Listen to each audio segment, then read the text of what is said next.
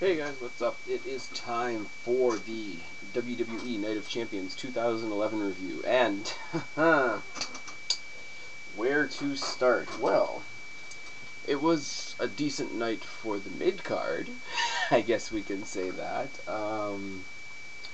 Went into this pay-per-view thinking basically I'm going to enjoy everything but the two main world title matches, and I was right for the most part. WWE did a hell of a job of getting my hopes up in the first two matches for the downfall that was to follow. Alright, here we go. Air Boom versus Miz and R Truth, who have apparently named themselves the Awesome Truth. Good enough, I guess. If we're going to go with Air Boom, we can go with Awesome Truth. Yeah. Air Boom, I like. Air Boom comes out looking like a tag team. The matching green tights, the tandem tag team moves, which you see a lot more with high-flying tag teams anyway. They look more like a team, and from that moment on, I'm like, they are not going to lose the belts tonight. But, you know, they all four of them, Miz, R Truth, Kofi Kingston, and Evan Bourne came out. They all were amped up. They were all, even though it was the beginning match of the show, it made the tag team belts look important, and that was something we haven't seen in a long time, and that's what I think a lot of people were looking forward to in this match. All four of them put in all the work tonight. There was not anybody slacking in this match in the slightest. You know, you got the more high-flying stuff from Air Boom, you got the more ground-based, slower, heel-type stuff from Miz and R Truth. I like that the commentators pointed out Miz's tag team resume multiple times throughout the match, because we see Miz as a singles wrestler. We see him as, you know, the guy that fought with John Cena for most of last year, fought you know, this, that, and the next thing, and, you know, singles guy. But, you know, you think he's held tag team gold with the Big Show, with John Morrison, and for a couple of minutes with John Cena. So, you know, having him team up with R Truth and become another put together tag team isn't that far off the mark as you would think it would be, would it? I like that they did that.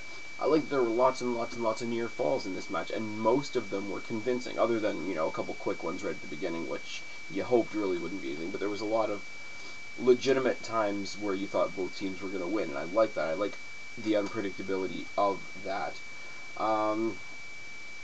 The way it ended was interesting. Air Boom had a phantom tag where they didn't actually tag. You know, they just clapped their hands behind the referee's back and they didn't see it.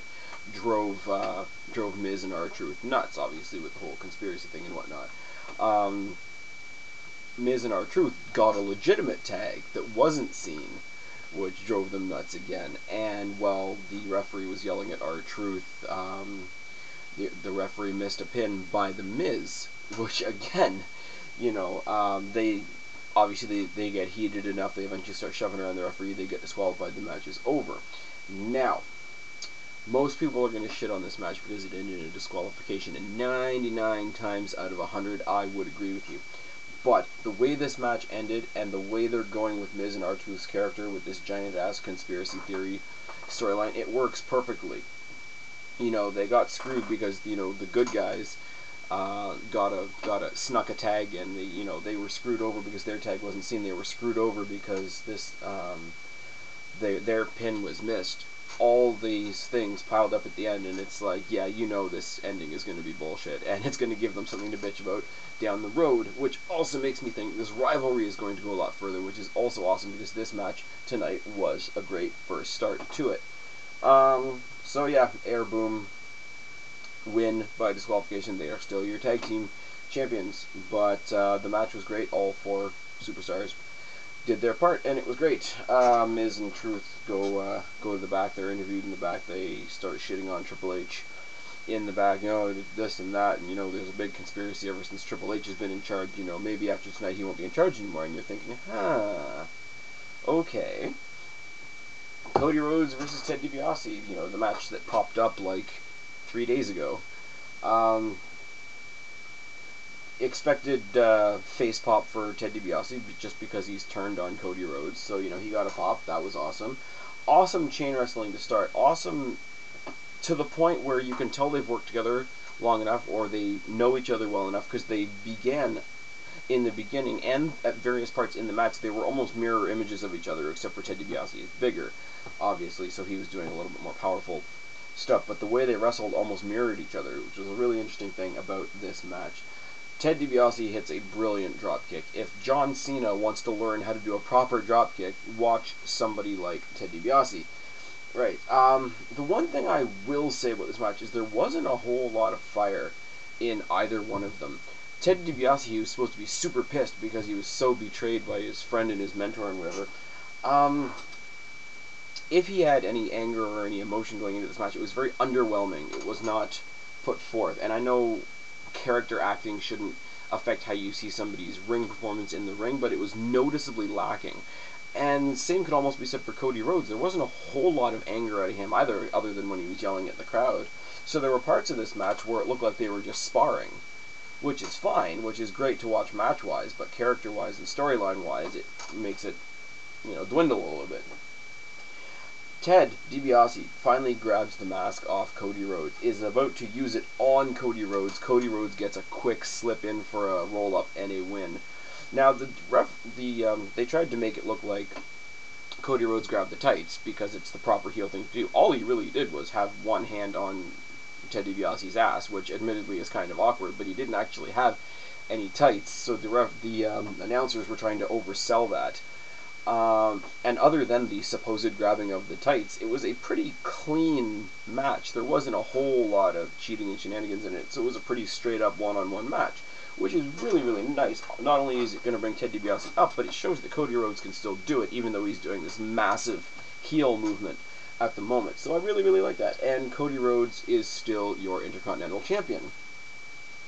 Christian comes out with no announced match, blah, blah, blah. I've been one of the best champions of all time, blah, blah, blah. I need one more match against Randy Orton, blah, blah, blah.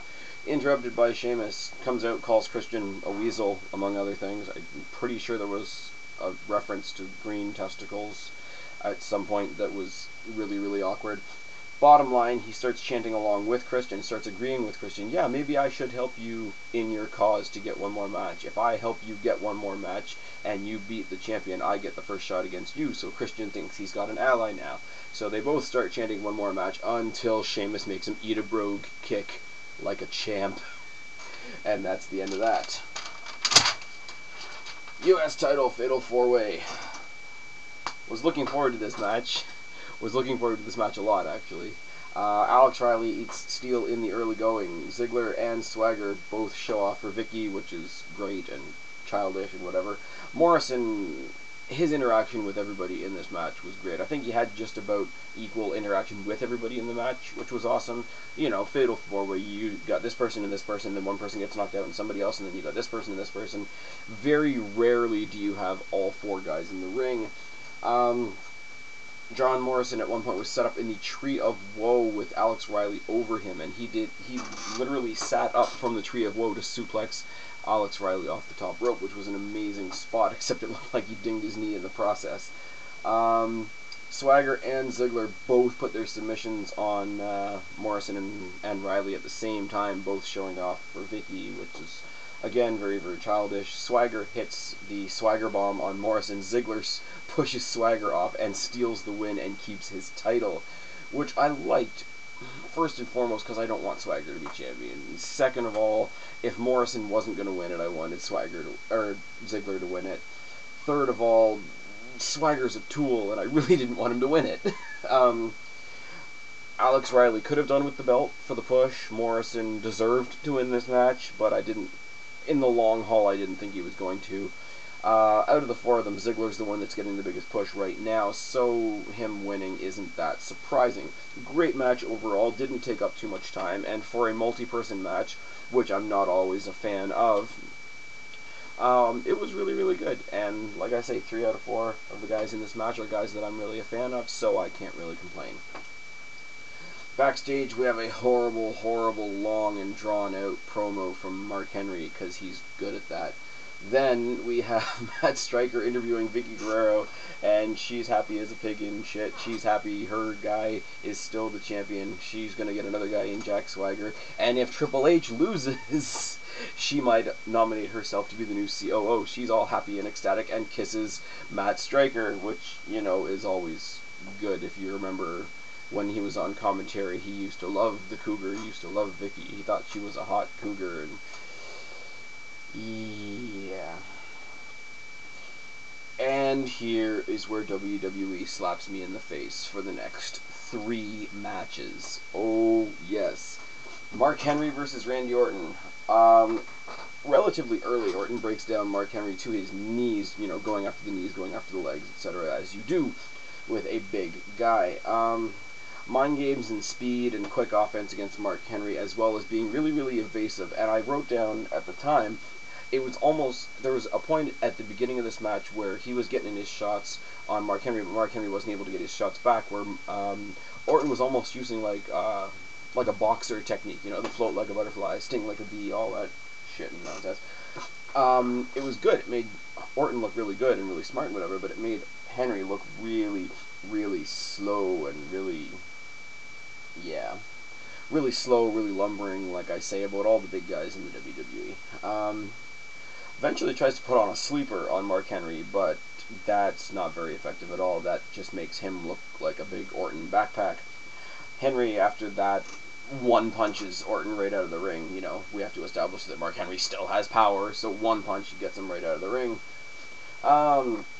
Brings him back in, headbutts galore, takes him back out to the corner, surfboards Randy Orton's spine around the ring post, which is, you know, a great way to spend a Sunday night. We have a long stretch from there on from Mark Henry that's impact, try for a pin, fail. Impact, try for a pin, fail. You know, punches and kicks and headbutts and elbow drops. And I'm not answering my phone right now because I'm doing a video. Yeah. Orton tries and fails at the suspension DDT. Orton kicks out after the World's Strongest Slam, hits a short DDT from the knees, and the second time the suspension DDT actually does work. But even from the ground, Mark Henry is able to kick out Orton's knee. Gets him right in the kneecap, which is kind of dirty looking, which is great. You know, Orton wanders around and sells that for a couple seconds. After a failed RKO attempt, we have a World's Strongest Slam, and Mark Henry is your new world champion. And Deluxe Man and several other people get to laugh at me for the first time tonight. Oh yes.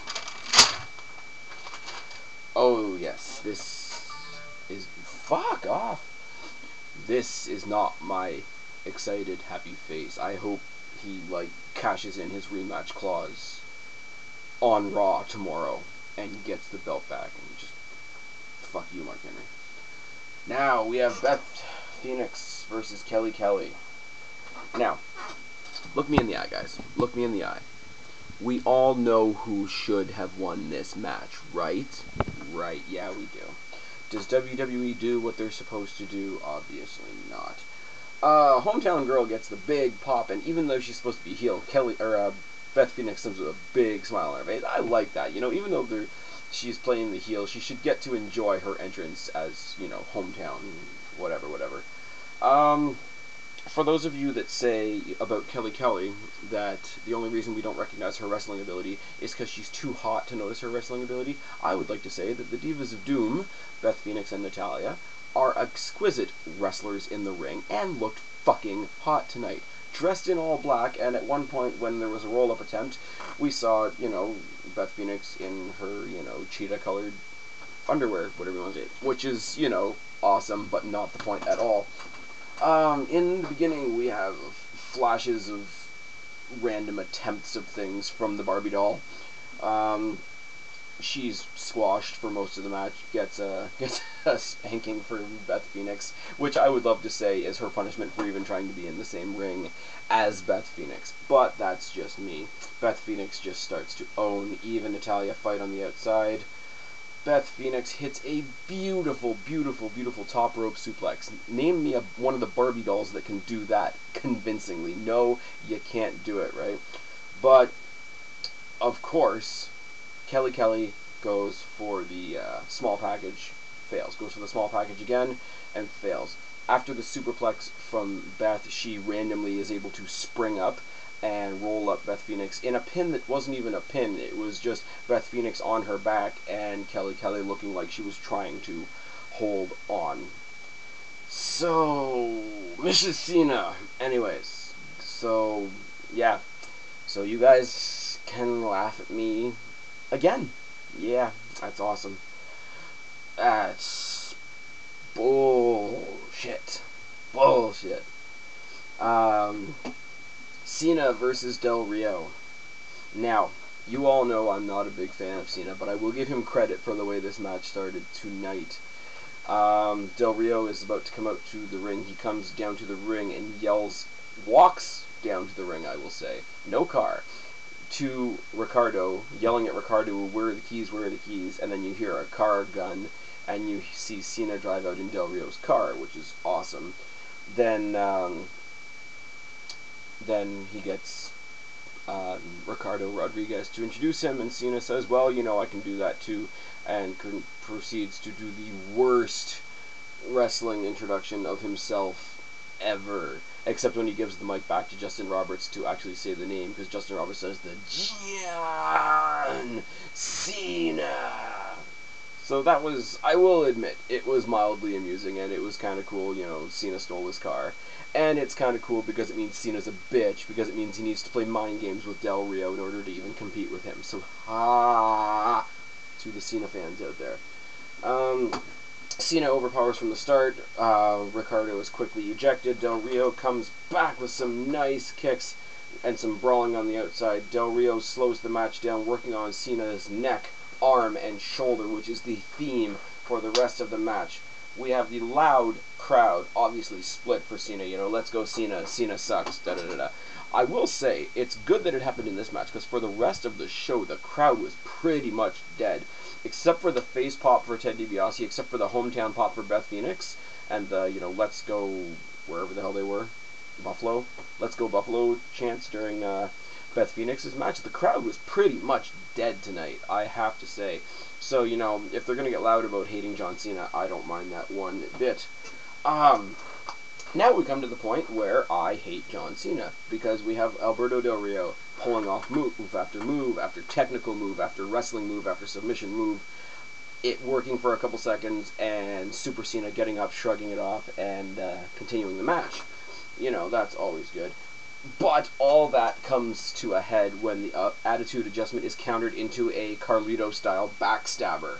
Made me smile a lot, because it was fluid and nice, and looked better than anything Cena did tonight. Del Rio hits a top rope enziguri and a tilt-a-whirl backbreaker on Cena. Cena caught in the tree of woe, but when Del Rio tries to tackle him, he sits up and Del Rio eats post, convincingly, like a man eats post, like dirty, dirty pop against the post. Like a champ. Cena goes for hits the top rope famouser for a near fall. Alberto Del Rio hits a nice German suplex with a bridge, with a nice, beautiful bridge for a near fall. Alberto Del Rio with a top rope backsplash, which is something I've never seen him do before. If he has done it before, I've obviously missed it. That gets a near fall. He locks on the cross arm breaker, which is the devastating move of the WWE Champion of the moment. This is the move that took out Christian. This is the move that took out Rey Mysterio. Has injured a bunch of other people. But no, he just looks at Alberto Del Rio being on his arm, lifts him up, drops him down for a powerbomb. Like nothing has happened to him for the rest of the match. No sells everything, and Cena gets to carry the belt once again. Fuck you, Cena. Fuck you, Kelly Kelly. Fuck you, Mark Henry. Oh, yes. Now, can the only non-title match of the night save this pay-per-view? Well, depends how you feel about booking. CM Punk comes out first, and the one thing I will have to say about this before I say anything else, CM Punk ice cream bar t-shirt. I might get one, I'm not gonna lie. Triple H comes out, he's making his entrance to the ring, he goes to do the mist thing at the side of the ring that he does that's always super awkward. I've never understood why he does it, but that's interrupted, and Punk starts the brawling on the outside right away. They are on the announcers' desks within the first minute. Punk is the one to bring it back into the ring. But they quickly end up back outside again. Triple H is up against the corner. Punk hits a nice running knee up the steps to Triple H, which I thought was really, really cool. They start brawling through the crowd. Triple H basically owns through the crowd. Punk starts to own as they go across the front stageway. Triple H catapults Punk into an HD screen at the top of the stageway. Punk jumps off the HD screen to elbow Triple H in the face and rams Triple H's head into one of the other HD screens. There's two of them on either side of the stage, for those of you that didn't see the show. Takes Triple H back to the ring again. Punk starts working him over with a chair, hitting him with shots, setting up a table in the turnbuckles. Triple H hits the, as other people on YouTube might say, quad-ripping spine buster of doom. Then makes Punk eat his own chair in the corner. Triple H works over Punk's knees, dragging him back outside, wrapping his knees around the post, almost Bret Hart style, and works them over with a steel chair. After a failed figure four, Triple H eats steps, and Punk puts him through the announce table with a top rope elbow drop a la Macho Man Randy Savage. Nice little, Macho Man tribute there. The announcers even said it was savage of him to do, or whatever. And from there, do we not go straight downhill? The Awesome Truth make their reappearance. They come down, and I'm thinking they're going to jump Triple H, right? That would be the thing that makes the most sense. No, they jump both of them. Awesome Truth jump Punk and Triple H. Skull crushing finale on Triple H, which, Miz taking out Triple H makes me a happy kid. Truth with that modified DDT thing that he does on Punk, which I'm kind of indifferent about. And they sort of drape Punk over Triple H for a near fall. And when that doesn't work, they beat down the ref. And then we get Mr. John Laurinaitis, Senior Executive Vice President of Talent Relations and licking Vince's cock. He comes down. Triple H and Punk team up against Miz and Truth, which is mind-boggling at this point. Triple H then pedigrees Punk, no ref. Go to sleep by Punk sets up Triple H for a pin that Truth breaks up. I don't really know why would you not want Punk to win, so Triple H is not your boss anymore, and whatever. But then we have, for seemingly no reason at all, we have a camera near the crowd pan to John Laurinaitis texting on his phone. Right, so you know what's coming next. Nash comes into the ring, decks Punk, and works over Triple H. Something fierce. Punk actually saves Triple H from a jackknife powerbomb and ends up eating one of his own. Nash takes out Triple H again on the outside, but Triple H reaches under the ring to a conveniently placed sledgehammer, and Nash eats it to the face. Triple H makes it back to the ring, hits a half-ass, limp-ass pedigree on Punk for the win. Yeah. See, literally it went from page to page. This was the match. This was the bullshit. And I mean, I say bullshit. I mean, I don't know how good or bad it's going to end up, because I'm a fan of Miz and R Truth, and if this is their way of breaking back into the main event scene, I have no problem with that whatsoever. If they want to bring Nash back, and Nash is going to have a feud with Triple H, I don't mind that, But A, make up your mind as to what you're going to do, and B, is Punk going to get lost in the shuffle when Punk is your money-drawing, controversy-creating guy? As Eric Bischoff said, controversy creates cash, so do not bury the source of 99% of your controversy, WWE. Oh, yes. So, like I say, mid-card looked awesome tonight. Ted DiBiase and Cody Rhodes, that's going to be a feud that's going to last a while. Air Boom and Awesome Truth, I would love to see that last longer. The Fatal 4-Way was an awesome Fatal 4-Way, considering who was in it and considering it had Jack Swagger in it. And it still managed to be amazing. Mark Henry winning the World Heavyweight Championship is bullshit. I don't care what kind of arguments you want to throw at me. The Barbie doll winning the Barbie belt, it makes me sad, but I'm not surprised at all. John Cena Super Cena-ing his way to the 10th or 11th WWE title reign and completely, unnecessarily burying Alberto Del Rio in the process was absolute bullshit. And for a crazy no disqualification match, the main event was alright, but by the end of it I was laughing. So say whatever you want to say about this pay-per-view. There were parts of it that I loved. There was parts of it that I hated. So call it a bullshit sandwich on really nice bread, because I'm out of here. Spaz, subscribe up there. Talk down there. Let me know what you think, because I've let you know what I think. Leave your questions and comments in the moderator for Q&A, and I will talk to you guys later.